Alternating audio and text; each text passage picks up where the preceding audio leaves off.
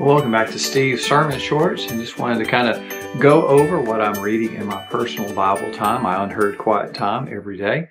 And I just started into the book of Joshua. And one of the things that struck out to me at the very beginning is when Joshua was taking over for Moses. They're getting ready to enter into the promised land. Moses has died, and now Joshua is taking over. And we can imagine it's a very hard position to be in. Moses, one of the most renowned leaders of all time, who had led the Israelites through the desert out of Egypt, had done some amazing things through God's help.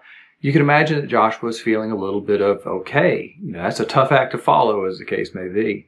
And as the Lord is talking to Joshua at the very beginning, as he's getting ready to take over, he really kind of gives him these, not advice, but this commandment almost to say, be strong and courageous.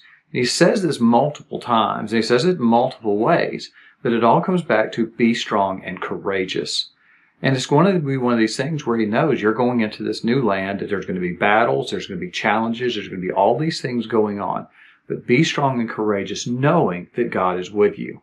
Well, the thing is, we can apply that to ourselves as well. As we go into a world that is hostile, a world that is reeling from so many trials going on against it, and so many people trying to find answers, but yet not finding it because they're looking for worldly answers. We need to be, as Christians, strong and courageous, to know that God is with us, to know that we follow God. And when we do so, we can stand up and be strong and courageous. Because in our own powers, we're not going to be able to be. We know there'll be somebody who will lambast us, somebody who will be ugly, somebody who will do these things. But as a Christian, we stand up and be strong and courageous, knowing that we stand on the side of God, that we're saying what God would have us to do, that we're being what God would have us to be. Because when we do that, then we will be leaders. No, maybe we won't have a nation following us as Joshua did, or maybe we won't even have a company or something of that nature that we're leading.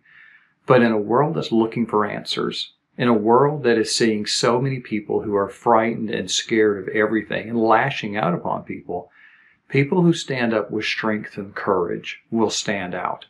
And people who stand up with the strength and courage of God will stand out even more, because that speaks to the soul of people. So I ask you, are you standing up strong and courageous, not in your own power, but in the power of the God you follow? Because that's what Joshua did, and Joshua is one of the greatest characters of the Bible. So we need to ask ourselves, am I going to be strong and courageous, or am I going to give in to fear like the mob? So let's get out there, be strong and courageous, and show people God. All right? See you next week.